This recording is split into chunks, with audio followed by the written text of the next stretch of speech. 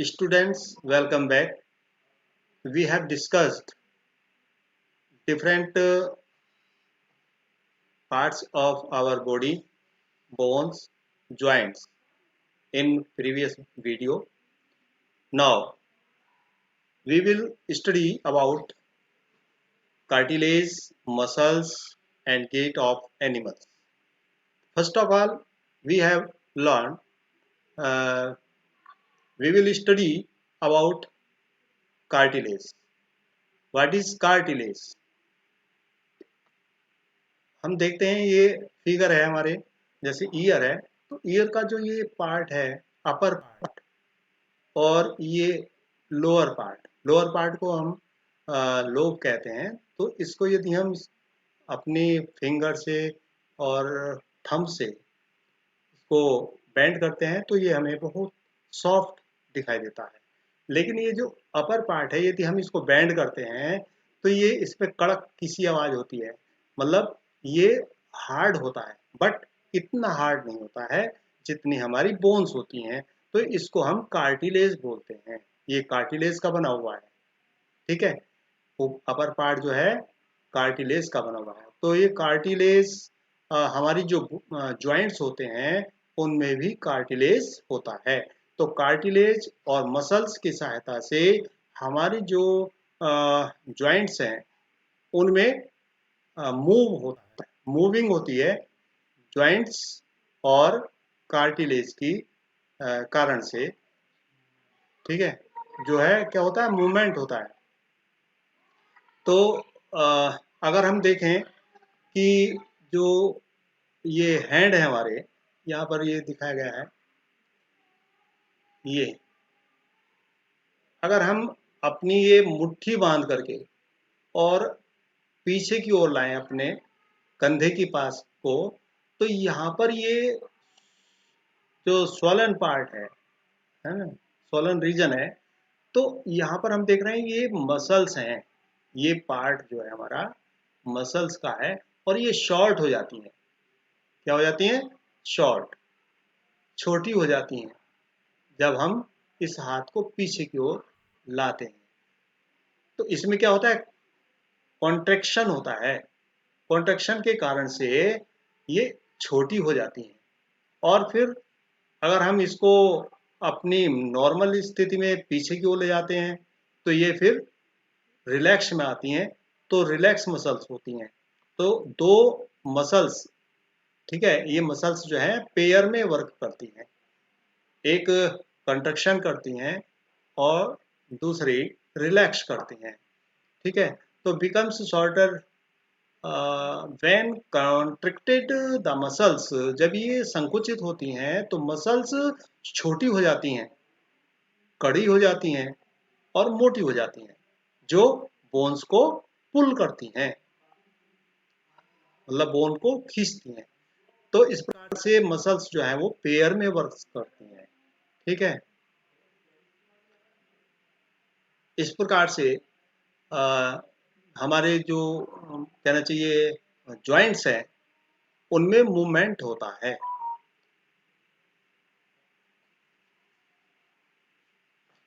Are movement muscles and bones always required for movement? How do other animals move?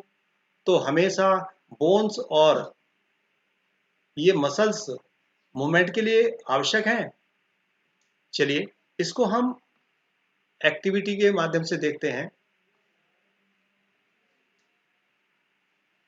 Gate of animals, मतलब जंतुओं में गति। सबसे पहले अर्थ वॉर्म के विषय में पढ़ें, केचुआ। तो केचुए के यदि हम इस बॉडी को देखते हैं तो इस बॉडी में हमें ये यहाँ से स्ट्रक्चर दिखाई दे रहा है। ये स्ट्रक्चर रिंग है, रिंग टाइप स्ट्रक्चर। तो रिंग टाइप स्ट्रक्चर एक दूसरे से कनेक्ट होते हैं। मसल्स, ये मसल्स होती हैं और ये एक दूसरे से कनेक्ट होते हैं। ठीक है, और यहाँ पर हम ये जो नीचे इस प्रकार की संरचना देख रहे हैं, स्ट्रक्चर देख रहे हैं, इसको ब्रिस्टल्स बोलते हैं। ठीक है, मतलब hair type structure, hard hair. तो हार्ड हेयर जैसे होते हैं उस स्ट्रक्चर को क्या बोलते हैं, ब्रिस्टल्स बोलते हैं। तो body of an earthworm is made up of many rings joint end to end, एक सिरे से दूसरे सिरे तक ये रिंग आपस में जुड़े रहते हैं। तो earthworm does not have bones, इस बोन्स नहीं होती हैं अर्थवॉर्म में, लेकिन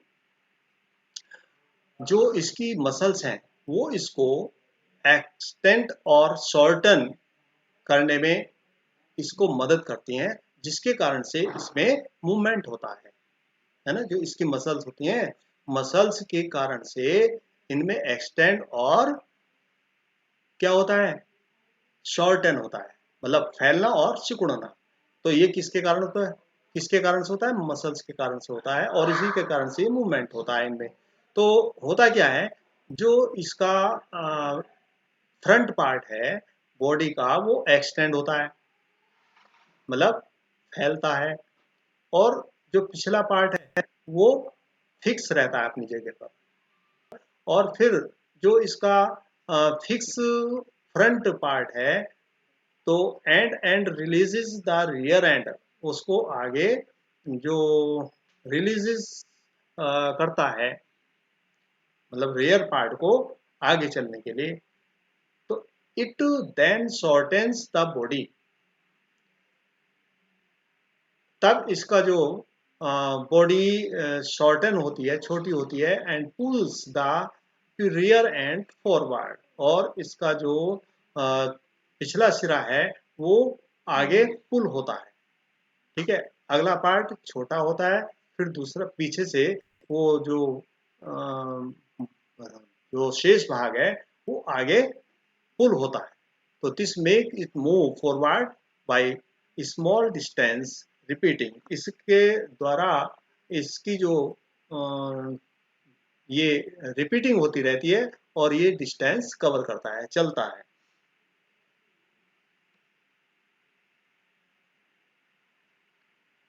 और दूसरी हम देखते हैं कि जो इसके एक्सपेंशंस और कॉन्ट्रैक्शंस के कारण से ये जो जमीन पर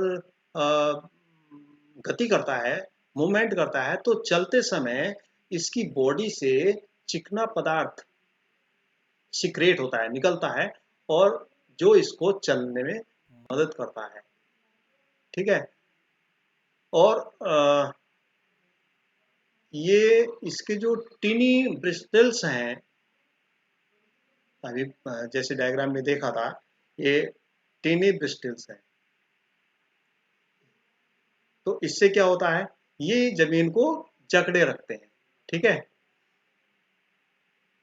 हेयर लाइक स्ट्रक्चर्स होते हैं जो इसको क्या करते हैं, जमीन पर जकड़े रखते हैं अच्छी तरह से, और अगला पार्ट उसका बढ़ता है आगे, और पिछला पार्ट उस प्रकार से आगे चलने में मदद करता है इन ग्रिप के, गुड ग्रिप के कारण से। तो जब ये चलता है तो अपने चलने के समय ये मिट्टी को खाता है, और फिर क्या करता है, अनडाइजेस्टेड, अनपचा जो मटेरियल होता है उसको निकालता रहता है पीछे से, और उसके कारण से जो वो अनडाइजेस्टेड पदार्थ होता है, तो उससे हमारी जो सॉइल होती है वो फर्टाइल होती है, जिसके कारण से प्लांट्स अच्छी ग्रोथ करते हैं। जिस मिट्टी में इस प्रकार के मटेरियल्स होते हैं अर्थवॉर्म के, तो वो मिट्टी अधिक फर्टाइल होती है। अब हम स्नेल के विषय में पढ़ते हैं। तो स्नेल में हम देखते हैं ये एक शेल है, आउटर आउटर स्केल्टन। तो आउटर स्केल्टन क्या है, शेल है, यूनिट है एक। ठीक है, इसके अलग अलग पार्ट नहीं है, एक यूनिट है, और ये बोन्स नहीं है। ठीक है, ये बोन्स नहीं है, और इसके अंदर ये सुरक्षित रहता है, मतलब ये कवच का काम करता है, इसको चलने में सहायक नहीं है। जो सेल होता है इसके चलने में सहायक नहीं होता है। ये इसकी एक प्रकार से सुरक्षा करता है। तो ये जो आप देखते, अगर हम इसका चलने का देखते हैं कि ये मूवमेंट कैसे करता है, तो इसको हम एक ग्लास की प्लेट पर रखते हैं और नीचे की ओर से उस प्लेट को देखें, तो क्या होता है, ये धीरे धीरे अपने इस सेल से एक ये थिक पार्ट निकलता है, और इसका जो ये हेड है, हेड और हेड के साथ में ये नीचे वाला ये पार्ट दिखाई दे रहा है आपको, ये मसल्स हैं, थिक मसल्स। ठीक है, इसको हम फूट कहते हैं और इस फूट की सहायता से ये चलता है। ठीक है, तो इसके इस प्रकार से जैसे अलग अलग जो एनिमल्स हैं उनके पैर होते हैं, तो इनमें वो पैर नहीं होते हैं। The shell the thick structure is its foot, इसके फूट होते हैं और जो बहुत मजबूत होते हैं। ठीक है, जो ये थिक स्ट्रक्चर होता है, इसके फूट होते हैं और ये बहुत मजबूत होते हैं। इसी के कारण से ये क्या करते हैं, मूवमेंट करता है। तो अब हम आगे एक्टिविटी 7 में देखते हैं कॉकरोच। कॉकरोच किस प्रकार से मूव करता है। सबसे पहले इसके ये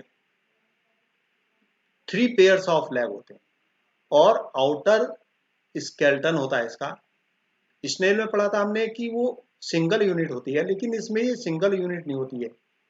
ठीक है, इसकी ये सिंगल यूनिट नहीं होती है। इसमें आउटर स्केल्टन जो है ये शरीर को ढके रहता है। ठीक है, और this outer skeleton is made of number of plates joint together. अलग अलग प्लेट्स होती हैं जो आपस में जुड़ी होती हैं और जो इसको चलने में सहायक होती हैं।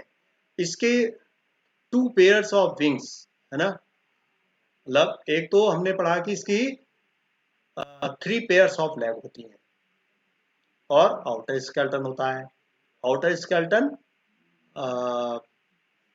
बहुत सारी प्लेट्स होती हैं जो आपस में जुड़ी होती हैं, जो इसको चलने में सहायक होती हैं। ठीक है, और 2 pairs of wings attached to the body behind head.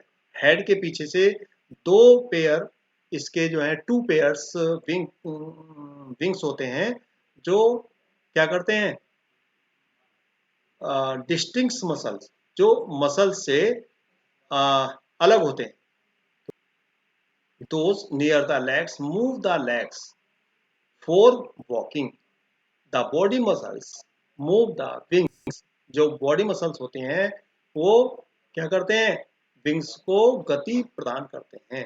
When the cockroach fly, जब कॉकरोच उड़ते हैं तो ये बॉडी मसल्स जो हैं उस पंखों को क्या करते हैं, गति प्रदान करते हैं। अब हम वर्ड्स के विषय में पढ़ेंगे, वर्ड्स में किस प्रकार से मूवमेंट होता है। तो वर्ड्स हम जानते हैं, एयर में उड़ते हैं और चलते हैं जमीन पर। कुछ बर्ड्स ऐसे हैं जो पानी में तैरते हैं। The birds can fly because their bodies are well suited for flying. इनकी बॉडी जो है वो क्या होती है, उड़ने के लिए अनुकूलित होती है। क्यों होती है, इसकी बोन्स हॉलो होती हैं, मतलब खोखली होती हैं, और खोखली होने के कारण से हल्की होती हैं। जो इसकी हिंड लिम्स होती हैं वो टिपिकल होती हैं घूमने के लिए और ऊंचे स्थान पर बैठने के लिए। तो हम कह सकते हैं ये बर्ड्स, इनमें जो ये विंग्स होती हैं, ये इस प्रकार से हम यहाँ पर ये देख रहे हैं इसका स्ट्रक्चर, ये स्केल्टन है। ये हिंड लिम्स हैं और ये टिपिकल होती हैं घूमने के लिए और ऊंचे स्थान पर बैठने के लिए। तो bony parts of the four limbs, इसके जो अगली पैर होते हैं वो अगले पैर विंग्स में मॉडिफाइड हो जाते हैं, परिवर्तित हो जाते हैं, है ना। अगली जो टांगे हैं वो पंखों में परिवर्तित हो जाती हैं। शोल्डर बोन्स आर स्ट्रॉन्ग, इसकी जो कंधे की बोन्स होती हैं वो बहुत मजबूत होती हैं। और ब्रिस्ट बोन्स आर मॉडिफाइड, इसकी जो ब्रिस्ट बोन्स होती हैं वो मॉडिफाइड हो जाती हैं मसल्स में। कौन सी मसल्स में? मसल्स ऑफ फ्लाइट, उड़ने वाली पेशियों में परिवर्तित हो जाती हैं। और which are use to move the wings, जो विंग्स को, जो इसके पंखों को ऊपर नीचे गति प्रदान करने में सहायक होती हैं। ठीक है, अब एक्टिविटी 8 में फिश की मूवमेंट देखते हैं। तो यहाँ पर ये दो डायग्राम है, एक ये बोट दी हुई है, एक दूसरी बोट दी हुई है। यहाँ पर हमने पहले बताया कि जो बोट होती है उसकी स्ट्रीमलाइन बॉडी होती है, मतलब आगे और पीछे नुकीली, मतलब पतला होता है वो, और बीच में मोटा होता है। इसी प्रकार से फिश की स्ट्रक्चर होती है, बॉडी स्ट्रक्चर। तो अगर हम देखते हैं इस नाव को, जैसे पेपर की नाव बनाई है, अगर इस प्रकार से इसको मूव करते हैं तो आसानी से ये गति हो जाती है इसमें। लेकिन अगर हम इसको साइड से ऐसे पुश करते हैं तो इसमें मूवमेंट नहीं होता है। ठीक उसी प्रकार से जो ये फिश हैं उनमें मूवमेंट होता है। और इस मूवमेंट के लिए क्या होता है इसमें, अभी हमने बताया जैसे इसकी स्ट्रीमलाइन बॉडी होती है। ये स्ट्रीमलाइन बॉडी होने के कारण से ये मूव आसानी से कर लेती है पानी में। और इसमें हमने देखा इसके जो वाटर है, इस वाटर में चलने के लिए, मतलब तैरने के लिए क्या होता है, इसका स्केलेटन जो है वो कैसे ढका रहता है? स्ट्रॉन्ग मसल्स से ढका रहता है, जिसे तैरने के समय muscles make the front part of the body be curve to one side. जब ये मसल्स मतलब जो तैरती है तो उस समय इसका अगला पार्ट जो कर्व होता है वो एक तरफ को मुड़ता है, मतलब कर्व होता है इसमें one side, and the tail part swings towards the opposite side. अगर अगला पार्ट राइट साइड को टर्न करता है तो इसका जो टेल वाला पार्ट है वो इसकी अपोजिट डायरेक्शन में मूव करता है, जिससे उसको आगे चलने में सहायता मिलती है। और इसकी जो टेल्स होती है, टेल फिन्स, उससे डायरेक्शन चेंज होती है। और जो इसकी साइड फिन्स होती हैं वो इससे बैलेंस बनाए रखता है। ठीक है, जो अपनी ये फिश होती हैं उससे बैलेंस होता है। अगर जैसे हमने अभी बताया, यहाँ पर हम देख रहे हैं इस फिगर में ये कर्व इस प्रकार से हो रहा है और अगले पार्ट में कर्व इस तरह से है। तो इससे क्या होता है, इससे इसको आगे चलने में होने में सहायता मिलती है। टेल से इसकी डायरेक्शन भी चेंज होती है और ये इसकी जो फिन्स है, साइड फिन्स, इससे बैलेंस बना रहता है। तो इस प्रकार से इन फिश में मूवमेंट होता है।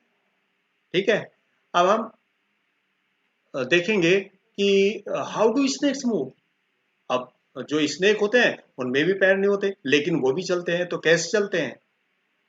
तो ये जो स्नेक्स होते हैं, इन स्नेक्स में एक लंबी बैकबोन होती है और पतली मसल्स होती हैं।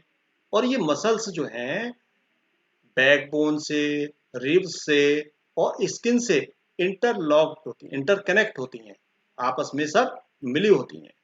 तो snakes body curves into many loops, इसकी जो कर्व बॉडी होती है इसमें बहुत सारे लूप होते हैं, है ना।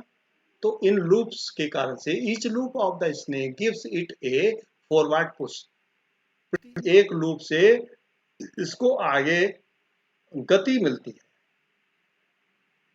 ना। जैसे ये लूप बना, एक लूप ये बन गया, ये लूप बन गया, तो प्रति एक लूप से इसको आगे बढ़ने में मदद मिलती है ना।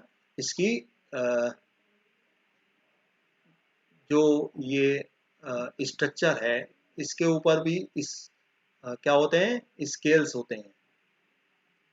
हमने सीखा कि we have learn about the use of bones and muscles for the movements of different animals. जैसे हमने अभी तक सीखा था कि जो मसल्स हैं और बोन्स हैं वो डिफरेंट एनिमल्स में किस प्रकार से गति के लिए सहायक होती हैं। तो पहेली और बूझो जो है ना, उनके मन में भी इसी प्रकार से बहुत सारे क्वेश्चंस की एक प्रकार से सैक्स माने थैले होते हैं, बोरे भरे हुए हैं क्वेश्चन से कि भाई ये एनिमल्स किस प्रकार से गति करते हैं। तो हमने जो एक ग्रीक फिलोसफर हुए हैं अरस्तु, तो उन्होंने एक अपनी गीट ऑफ एनिमल्स नाम की पुस्तक लिखी और अपने आप से बहुत सारे क्वेश्चंस किए इस प्रकार से कि जो विभिन्न एनिमल्स हैं वो उनके बॉडी पार्ट्स कैसे होते हैं और वो how do these body parts help animals, और ये जो पार्ट्स हैं वो एनिमल्स को किस प्रकार से गति करने में सहायक होते हैं, इनमें क्या अनुकूलताएं हैं, समानताएं हैं और क्या विभिन्नताएं हैं इनके बॉडी पार्ट्स में। डिफरेंट एनिमल्स के बॉडी पार्ट्स में क्या समानताएं और क्या विभिन्नताएं हैं, और एनिमल्स के जो बॉडी पार्ट्स हैं मतलब कितने बॉडी पार्ट्स उसकी गति में सहायक होते हैं एक स्थान से दूसरे स्थान तक जाने के लिए। और एनिमल्स दो टांगों से कैसे चलता है, क्यों चलता है, काव और बफेलो है या डॉग है या गोट है, ये चार पैर से क्यों चलते हैं। तो many animals seem to be having an even number of legs. Why is the bending of our legs different from that of our arms? ठीक है, तो हमारी जो लेग और आर्म है इसमें जो बेंडिंग है वो डिफरेंट है एक दूसरे से। जैसे हम देखते हैं हैंड जो है आगे की ओर मुड़ता है और लेग पीछे की ओर मुड़ती है, तो एक दूसरे से डिफरेंट ये बेंडिंग होता है इनमें। तो इसी प्रकार से हमने बहुत सारे क्वेश्चंस जैसे इसमें अरस्तु ने अपने आप से पूछे गेट ऑफ एनिमल्स नामक बुक में, तो इसी प्रकार से हमने बहुत सारे क्वेश्चंस और उनके आंसर्स इन एक्टिविटीज में पढ़े। इसी के साथ हमारा ये चैप्टर 8 बॉडी मूवमेंट्स समाप्त हुआ, फिनिश हुआ। Thank you.